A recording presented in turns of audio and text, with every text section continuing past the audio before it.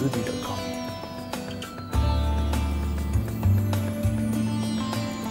Assalamualaikum warahmatullahi taala wabarakatuh.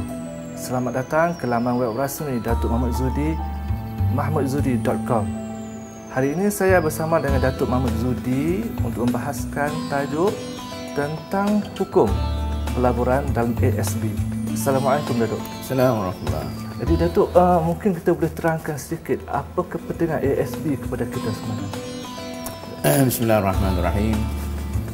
Saya rasa sebelum itu bagus saya sebut latar belakang sikit.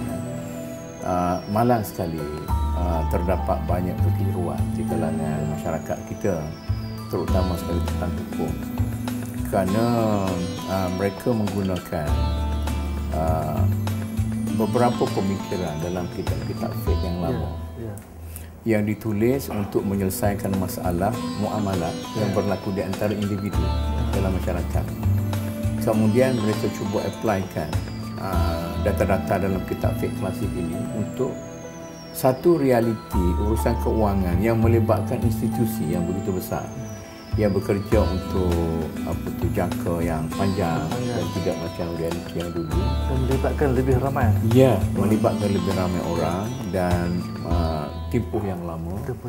Dan bila kita cuba applykan pandangan fiqh yang dipikir berasaskan kepada masyarakat lama untuk satu urusan keuangan yang complicated dalam masyarakat sekarang yang begitu complicated, maka berlakulah apa kita katakan gap, kekosongan pemikiran.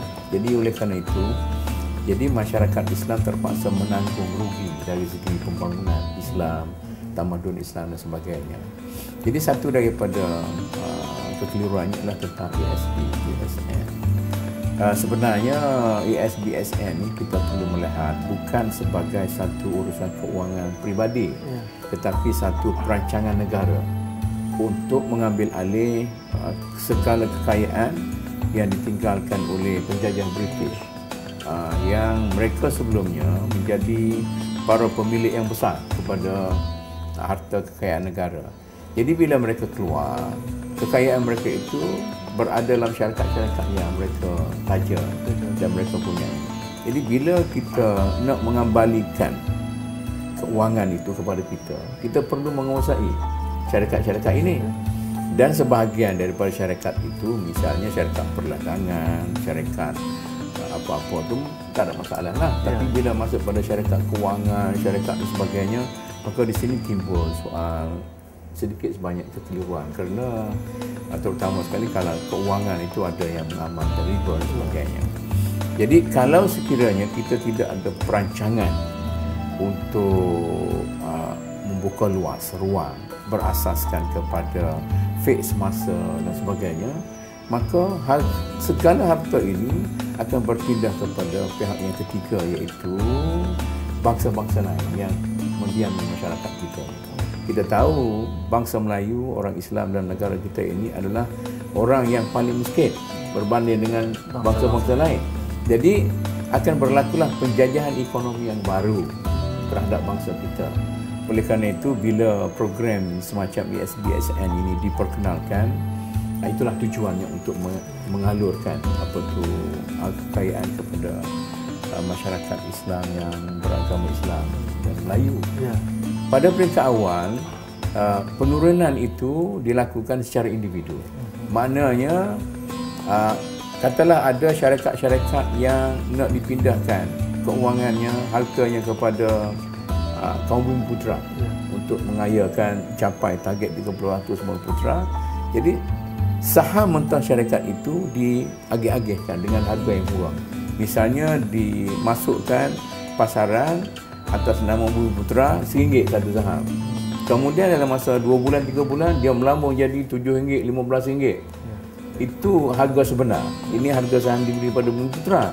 Pada waktu itu, sebelum ada ASN, kaum bumi putera tidak memegang saham itu.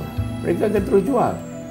Jadi jual saham itu kepada orang-orang bukan Islam dan sebagainya, maka harta yang sepatutnya diperolehi oleh orang Islam lain itu pergi kepada orang terlepas ke tangan orang lain. Jadi kita katakan ayam dikepuk padi, ayam mati kelaparan. Dalam kolam itik mati kehausan. Begitu dalam keadaannya.